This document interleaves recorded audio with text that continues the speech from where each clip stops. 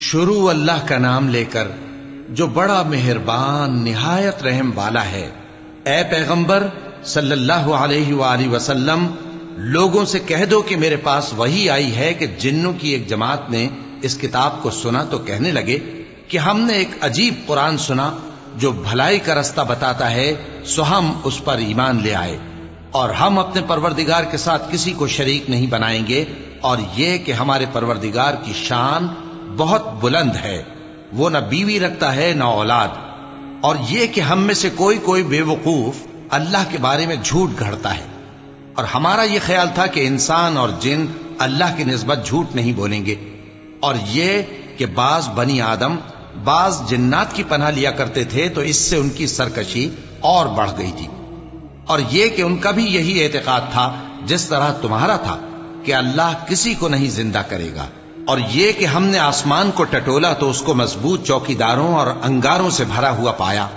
اور یہ کہ پہلے ہم وہاں بہت سے مقامات پر فرشتوں کی باتیں سننے کے لیے بیٹھا کرتے تھے، اب کوئی سننا چاہے تو اپنے لیے انگارہ تیار پاتا ہے، اور یہ کہ ہمیں معلوم نہیں کہ اس سے اہل زمین کے ساتھ برائی مقصود ہے یا ان کے پروردگار نے ان کی بھلائی کا ارادہ فرمایا ہے،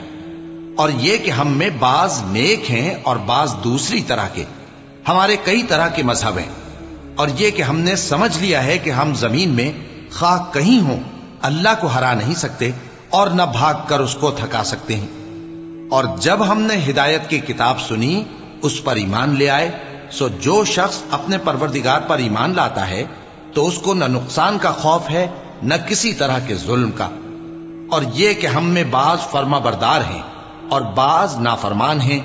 تو جو فرما بردار ہوئے وہ سیدھے رستے پر چلے، اور جو نافرمان ہوئے وہ دوزخ کا ایندھن بنے۔ اور اے پیغمبر صلی اللہ علیہ وآلہ وسلم، یہ بھی ان سے کہہ دو کہ اگر یہ لوگ سیدھے رستے پر رہتے تو ہم ان کے پینے کو بہت سا پانی دیتے تاکہ اس سے ان کی آزمائش کریں، اور جو شخص اپنے پروردگار کی یاد سے منہ پھیرے گا وہ اس کو سخت عذاب میں داخل کرے گا، اور یہ کہ مسجدیں خاص اللہ کی ہیں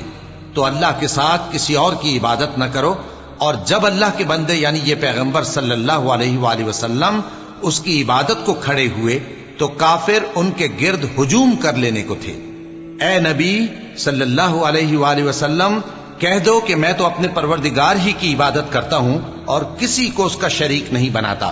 یہ بھی کہہ دو کہ میں تمہارے لیے نہ کسی نقصان کا اور نہ نفع کا کچھ اختیار رکھتا ہوں،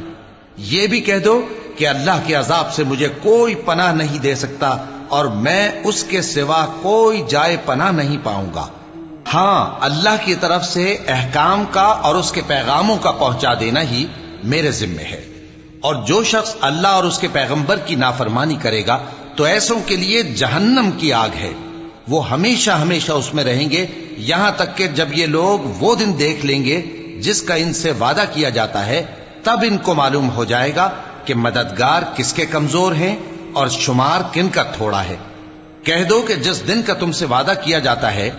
میں نہیں جانتا کہ وہ عنقریب آنے والا ہے یا میرے پروردگار نے اس کی مدت دراز کر دی ہے،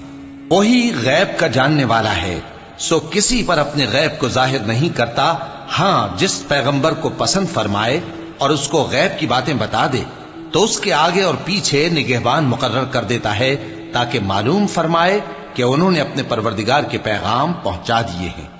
اور یوں تو اس نے ان کی سب چیزوں کا ہر طرف سے احاطہ کر رکھا ہے اور ایک ایک چیز گن رکھی ہے۔